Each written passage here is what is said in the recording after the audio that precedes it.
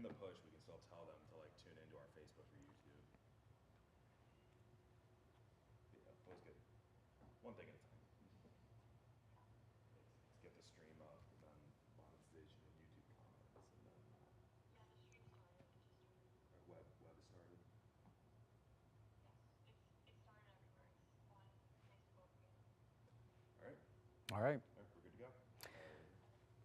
All right, good evening, everyone. I'm Chief Meteorologist Gerard Jebaily for Fox 45. We have been talking about, of course, the pouring rainfall that we've had yesterday, and we had flooding rainfall in the upstate, western Maryland, into the mountains of Virginia.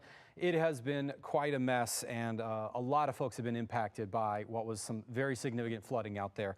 We have learned that there's at least one fatality that's occurred. So we're going to let people gather because we have more potential flooding that could happen tonight. We're going to talk about what we could be seeing across our neck of the woods here in Baltimore, if we're going to see any potential flooding.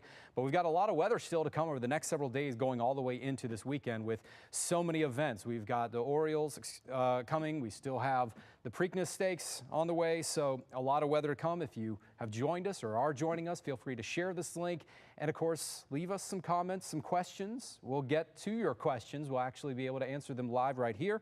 And we'll be able to get to all of this. But first of all, it has been a very interesting couple of days, to say the least. So as you can see there on the radar, there's still a lot of activity going on. All those green boxes you see are flash flood warnings, the ones that are blinking. We have flood warnings that are the solid ones, and of course the filled in boxes are flood watches. So as you can tell, some of the same areas that have been hit hardest are expected to be hit again tonight.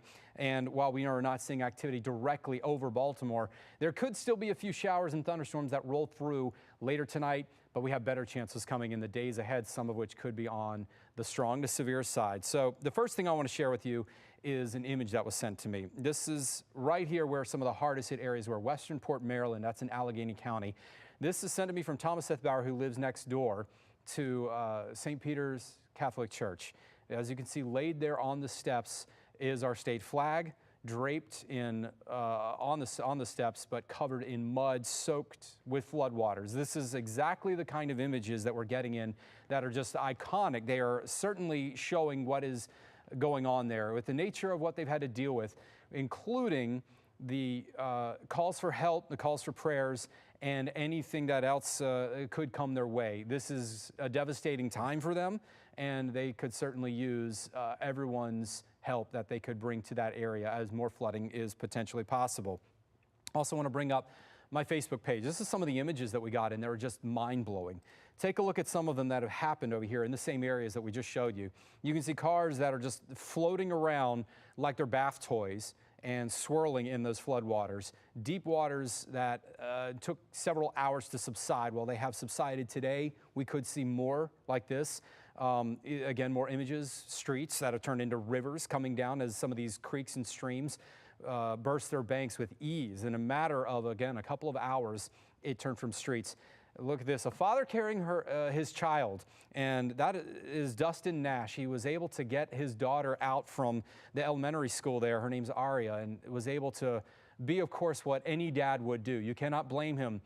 Despite the dangers of those floodwaters, you know he was going to get out there to try to rescue his daughter. And yes, there are a lot of dangers that lurk in floodwaters like this. And while it's best to be left up to first responders, you can't stop a father from doing what any father would probably do in the situation. Luckily, they made it out okay. She's okay, he's okay.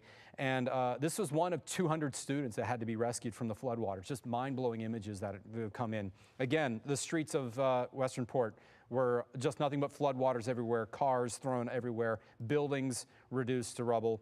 And again, this is that same system yesterday. It's producing more rain tonight. So a lot of rescues had to be done. All right, let's talk about how much rain they've seen. And again, we're going to get to some questions for you guys, but this is, again, what we're going to be talking about. They've already had 4 to 6 inches of rain in the past 48 hours, 5 to 7 as you go further south into Virginia. This is going to continue tonight. New flood warnings have been issued, or flash flood warnings have been issued, and this will likely get exacerbated. Because remember, those creeks and streams, while they have receded a little bit, they're still pretty full. The ground is saturated. Any additional rainfall could easily reproduce more flooding. And so that is our concern tonight, and that's what we're going to be tracking through the rest of the night. We'll take a first round of questions if we have any. Danny is over here. He'll just wave to me when you have questions. we can certainly give them to you. Once again, the flooding threats are mostly confined to western Maryland, Virginia, into West Virginia tonight. Flash flooding is ongoing already. As you can see, some of those locations have already begun to see the flood warnings begin again throughout the night. We'll have more of that potential. But across Baltimore, it's just a cloudy day. We actually had some sunshine break out further to the south of us today. We were able to avoid those thunderstorms.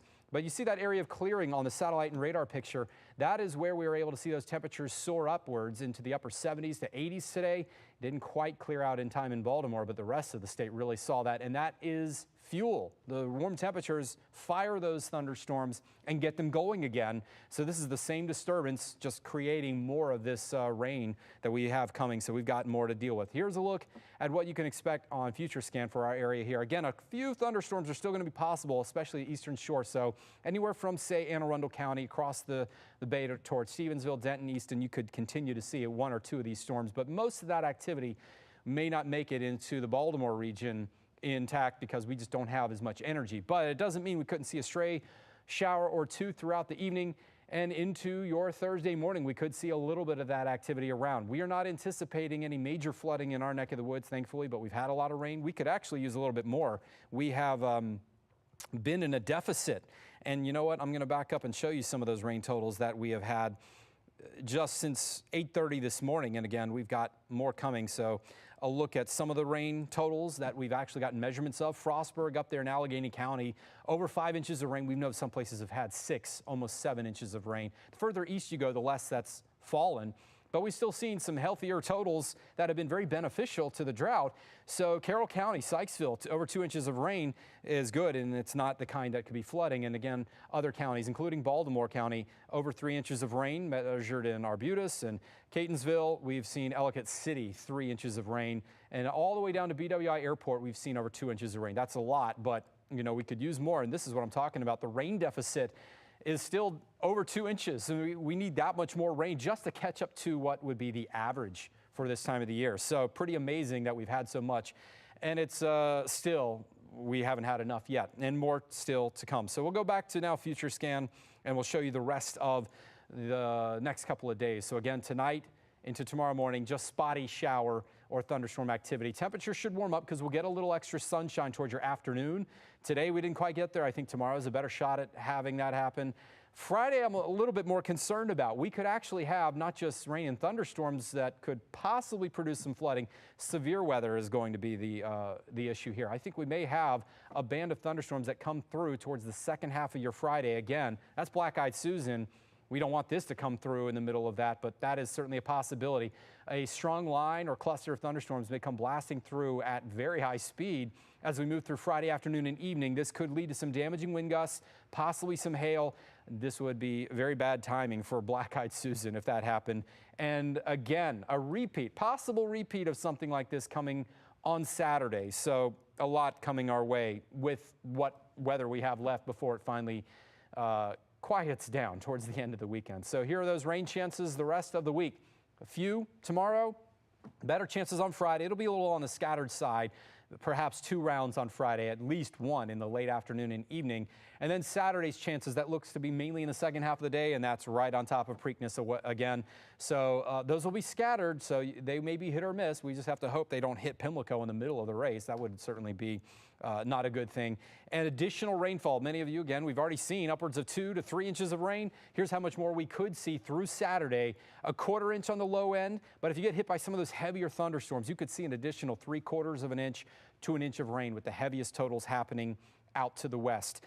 Which is where they don't need it, of course. They've had the flooding rain. Yes, the drought is still a problem, but we don't want the flooding. That is going to be the bigger risk and problem that we have to deal with. But at least after Saturday, we are going to see some improvement. A big dip in the humidity. It's going to drop. It's going to be beautiful by the time we get to Sunday. That'll help really dry things out and make it for a lot better. Again, the Preakness forecast, we have scattered thunderstorms more likely towards the second half of your Friday, especially late. And then again on Saturday. It doesn't mean that rain chances aren't possible in the morning, but they're going to be much, much fewer.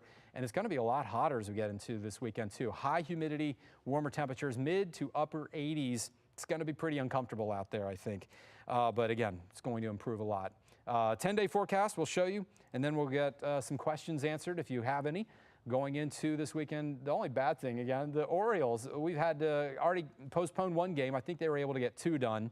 Yeah, Danny's saying they got them both done today, but more of that potential rain and thunderstorm activity tomorrow into Friday and Saturday before we finally get a break on Sunday. You'll get a good game in on on Sunday at least. No rain expected there. Should be a beautiful day, but they're out of town. Too bad. Next week looks gorgeous. Low humidity. I wish the O's were having home games all next week. They wouldn't have to worry about the weather at all until at the earliest, maybe on Wednesday or Thursday. All right, any questions for us, Danny? Not in the live chats, but I can give you a question. Yeah, go ahead. How does this storm compare to maybe some other big spring showers we've seen in years past? Oh, good question. So today we did officially break the daily rainfall record. So at BWI Airport, we have had 2.39 inches. Now that's the most we have seen on this date, I think going back to the 1800s. The last time we saw rain like this was several months back. In fact, I can tell you exactly when. Here it is. So BWI Airport, again, 2.28. That was the measurement, but it actually ended up being 2.39. 1897 was the old record with 1.73 inches of rain. This is from Amy Aronson, by the way. She did some good digging, and she found out that the heaviest rain we have had hasn't happened since Tropical Storm Debbie. That was back in August of last year. So it's been a little while, and it's something that we've needed. We just don't need it all at once. But, you know, beggars can't be choosers when it comes to rain. We have needed it because the drought has been so severe. And this has been mostly beneficial rain, but when it comes down all at once, it leads to flooding. That's the current drought data that we have. That's the update from last week. We're going to get a new update tomorrow, and we'll see all the rainfall that we've had through Tuesday, how it's impacted the drought. I would expect some improvements to this, but it may not be eradicated completely. Well, if we don't have any more questions, that's good. That means I'm doing a good job up here, answering all the questions for you guys, but you can always leave comments. You can certainly share, but at least we are going to be continuing to watch very carefully what's going on up in Western Maryland, as they have been dealing with the brunt of this system, and still a lot more activity to come tonight. We'll take one more quick tour of the radar before we get done for the night, but we'll be back on at 10 o'clock, of course, with the latest. The heaviest of the rainfall still back down towards Richmond in Virginia Beach. So we've got a lot happening along the I-64 corridor. Many of these storms, as you can see, are nearly stationary. So two things, that leads to flash flooding. As you can see, all those flashing icons, that's flash flood warnings. But also, we don't anticipate this activity to really move in our direction. You may get one to drift over, like what we saw over here towards Easton. And if that holds together, it may clip parts of Anne Arundel County. Getting it all the way into Baltimore may be tough. We're just not seeing the energy. But then we have to deal with what's going on in the upstate. As you can tell, the flood watches are up. Those are all those shaded areas of green, but the green boxes are still aerial flood warnings where we could continue to see more flooding. Any one of these storms just has to pop up briefly and it leads to flash flooding, just like you're seeing over here near Petersburg. I believe that's West Virginia. Yes. And again, don't forget, the mountains are a big funnel for this rain. 1 inch of rain for our area is not the same as 1 inch of rain for their area. It does far more when you're in mountains because it can run off into the creeks and streams, and they can swell very, very quickly. So an inch of rain in that location would be a very bad thing if they got that tonight. We're not hoping for that, of course. We're definitely going to keep our thoughts and prayers with them as they need it and hope they get the help that they need soon. But in the meantime, they do have to keep on their guard for the night as more rain could be coming their way. All right, so we'll be back tonight again at 10 p.m. with an update, the latest from what we have learned out there. Hopefully we'll get a statement from the governor as well, as we know that he is aware of what's going on. But we'll have the latest on that. We'll tune in at 10 o'clock. We'll see you then.